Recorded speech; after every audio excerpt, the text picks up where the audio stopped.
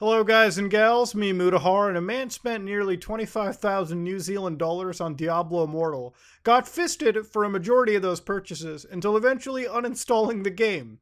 Yeah, if that wilds you out, well ladies and gentlemen, I am sad to basically tell you guys, Diablo Immortal basically won, ladies and gentlemen. I'll be real. Now, in the last week or two, I made a video talking about Diablo Immortal and I gave my opinion on it. I played the game. It plays like a Diablo game, you know, and we obviously looked at the microtransactions, which shouldn't surprise the average person, are known to be pretty predatory. Mobile game?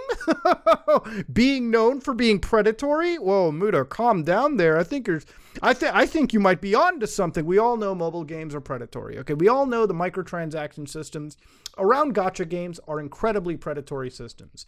But, of course, how successful are they? Well, in Diablo Immortal's case, a game that launched 2 weeks ago, has made over 20 million US dollars. Yes, putting it up there with popular games like Pokemon Go, Call of Duty Online or whatever. And it basically shows you, as long as you have a beautiful, beloved IP that millions of people around the world, you know, have shrines to, you will ultimately win by releasing a dog water mobile game.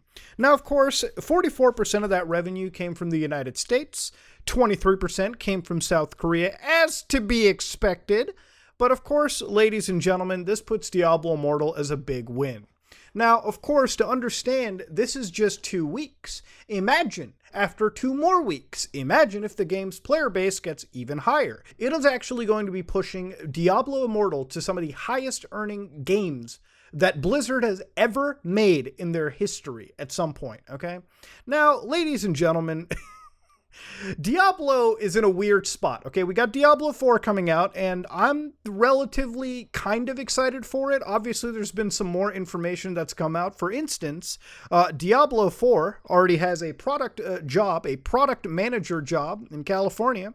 You can apply to it, where here's the job title for you. Here's like the job metric. You will play a critical role in managing the Diablo 4 in-game store experience for millions of players around the world. Now, a lot of people are like, whoa, microtransact? No shit. If this shocks you, man, you are... Guess what? Water is wet. Okay, every game company has a in-game store at this point, okay? Look, I like Grand Theft Auto 5. I like Grand Theft Auto Online. You think they don't have a job at Rockstar Games to figure out how to clamp those nipples and dig all the money out of players? Of course, Call of Duty probably does so too. Battlefield does it. Halo does so too. This is big business. If they can find out how to make hundreds of millions of dollars a year just off you buying microtransactions, which in Diablo Immortal's case, I don't know what the fuck you classify as micro. Yeah, no, this shouldn't shock you. So again, the job is manage the virtual product offers of the Diablo 4 in-game storefront through each season to deliver an exceptional player experience. Oh yeah. You know, every time these games launch with server issues, count how many in-game store issues they have. None.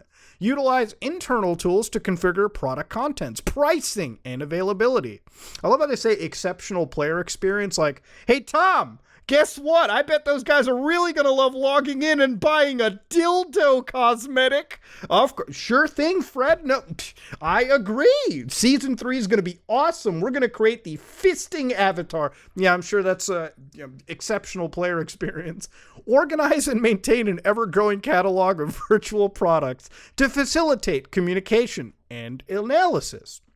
Work with the analytics team to identify sales trend and quantify purchase behaviors. Hey, Fred, that cosmetic we released last month, that shit's like crack cocaine. Well, let's make more of it, Tom. Why not? I can imagine that's what the job is roughly going to be like. Now, of course, it doesn't shock me that Diablo 4 wants to have an in-game store. Obviously, even the developers said, hey guys, it's coming out as a full-price game for the PC and consoles. The game's huge, and there's going to be tons of content. Paid content is built around optional cosmetic items, and eventually full expansions. So I guess basically like the Diablo we know and love today, all right? At least on the Switch, PS4, Xbox One, PC, right? I don't really actually doubt Diablo 4 is going to go full hardcore mobile game style grift. The markets are clearly different. But the success of Diablo Immortal absolutely kind of makes me worry in the same way that I worry for games like Grand Theft Auto 6. Once the developers have tasted of that sweet clunge of microtransaction pussy, you think they're going to avoid any form of making money in the $60 game they release? You think even if the developers will tell you, hey guys, it's only cosmetics, you think some executive up north in Activision Blizzard's not going to roll down? It's like, hey Tom, hey Fred, we know those cosmetics you're making. Look, I need a lot more of that cosmetic money, if you know what I mean. So you guys better haul some ass. I don't know. Maybe I'm speculating, all right? Maybe I'm just pessimistic about the way that most of my favorite games are headed to these days, but let's get back to the picture. Now, of course, there was one person, like I mentioned at the beginning of this video, who actually showcased how bullshit the microtransactions were.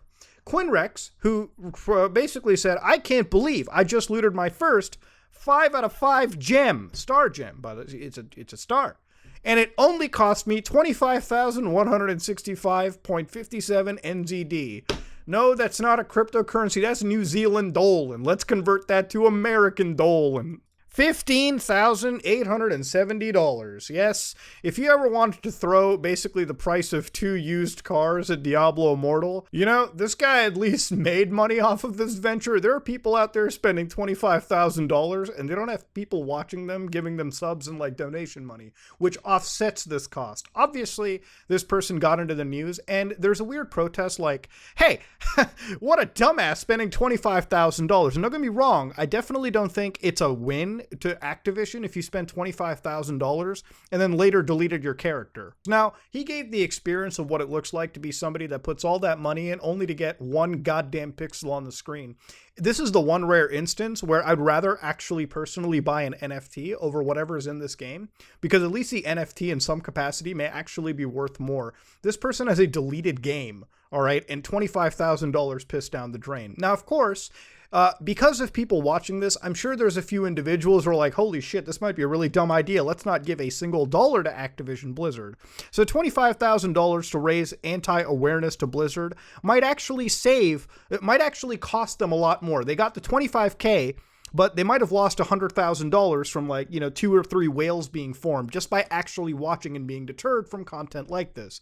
That said, though, it's a little wild and insane to me that this is where we're at with video games. That the individual person has to spend $25,000 to show just how bullshit microtransactions in gacha games necessarily are. You know, with video games these days, all right, and this is a free game, okay? By no means are you paying for Diablo Immortal, right? So I understand. I get that there's a win case for microtransactions. Look, I'm a Siege player.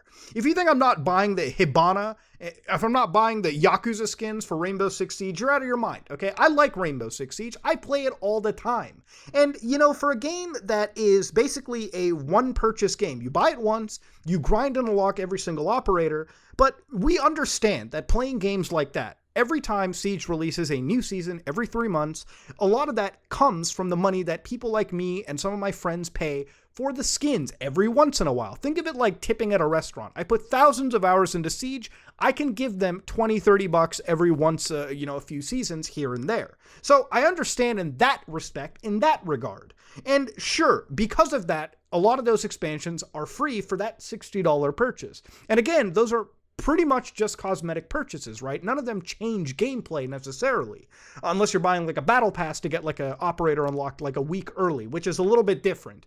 But in cases like Diablo Immortal, right, where the entire point is to grind, okay, is to constantly grind, you have 2 options in a game like this. You can either sit there for 6 months to a fucking year, okay, not even that, a lifetime, okay, until you're collecting social security checks to play like a normal person, versus paying like $25,000 and being at the top of the goddamn leaderboards as the game is released. Again, the people that are spending this whalish amount of money don't actually even care about the game to begin with. Seriously, actually sit down and try to find somebody that would spend $30,000 on Diablo Immortal, a fan of Diablo, a fan of putting hours to grind like a normal Diablo player, versus somebody that's purchasing all of this just for some weird status symbol that they can brag on with their friends. Like, hey guys, I got the 5-star gem kit. Aren't I a badass?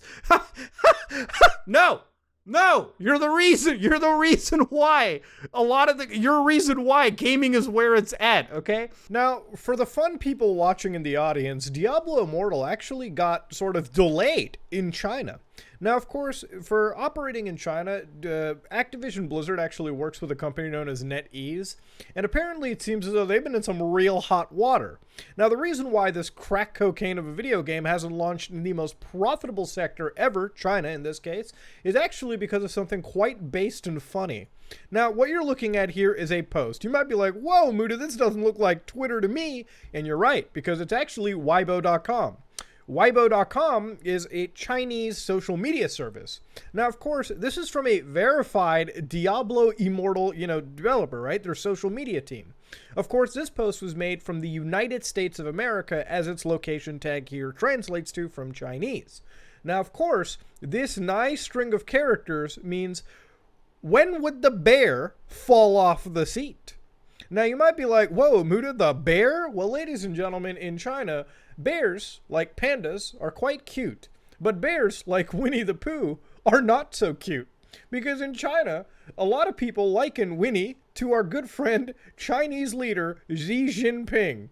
Now, Xi Jinping gets so ass mad at the thought of being called Winnie the Pooh, that this basically has put the entire release of Diablo Immortal in, I shit you not, complete jeopardy. Now, of course, there's probably another litany of reasons, as China calls video games spiritual opium. But at the same time, ladies and gentlemen, I don't doubt that this little social media intern, okay, who thank God wasn't from China, otherwise his organs would absolutely be harvested, has absolutely jeopardized one of the releases of the biggest games Blizzard has made. Now, of course, I'm sure Activision Blizzard can find another cooperator, but yeah, until then, somebody made a blunder. And ladies and gentlemen, this game is, it seems, officially delayed, if not indefinitely banned in China. Look, to me, Blizzard is not the same company as it once was. I couldn't believe for a second that Blizzard, within a short amount of time, years even, could actually beat their record on Metacritic of 0.6 for Warcraft 3 Reforged to 0.4 for Diablo Immortal, okay? Obviously, they've actually managed to surpass our expectations of complete mediocrity, okay? This is a company that's more interested in creating Skinner box cash shops than they are actually interested in making genuine video games that are going to last for generations to come. Look, I grew up in an era of video gaming that I think was pretty much the peak, and I don't want to sound like an old guy that's jaded from the gaming world. There's plenty of good games that come out today. Games like Elden Ring, okay? Even games every year. There are some good titles. I just played Ghostwire Tokyo, and I liked that game. It was fresh. It was interesting. I liked the world. So there are pretty good games that come out every, once in a while. I liked Horizon Forbidden West. But just like there are good games still coming out, it seems like there's an entire market of games that have just been formed in order to siphon out cash from long-standing player bases. These are games, like Diablo, that have basically been built off of creating really amazing games that stood the test of time. Blizzard used to make games like StarCraft 2, like Diablo 2, Diablo 3 even. Games like, I'm not even going to go with Overwatch, Warcraft 3, where people would play these games. I play most of those games once a year, just because they're such good games. They made such an amazing piece of software back then that people are still going back to it. People are still creating mods for it. People still have an active online community for them. Now it seems like Blizzard, and well, really most AAA companies are really interested in digging up these old IPs, making Skinner box, microtransaction first video games, rather than making actual software that's going to stand the test of time, This is not like gaming companies want to be able to make the next Metal Gear Solid 3 or the next game that's going to be remembered for generations to come. Ladies and gentlemen, Diablo Immortal unfortunately won, because for a game like this to be so universally fucking panned and still making over $20 million shows that regardless of all the bad press, projects like this are ultimately where gaming is headed to and where gaming succeeds the hardest. And if you think the business corporate culture world of gaming isn't going to look at shit like this and think, why can't we turn those $60 experiences that we're selling on the PC and console into this? Even if we get all this backlash, who cares? There are still companies that want to push NFTs in video games regardless of the insane backlash that they've been getting. The companies don't care about the backlash because the data and the bank accounts show that they're still in the green, well in the fucking green. So ladies and gentlemen, a little agitated, a little wilded out. Unfortunately, Diablo Immortal won, and there's not much more else to say.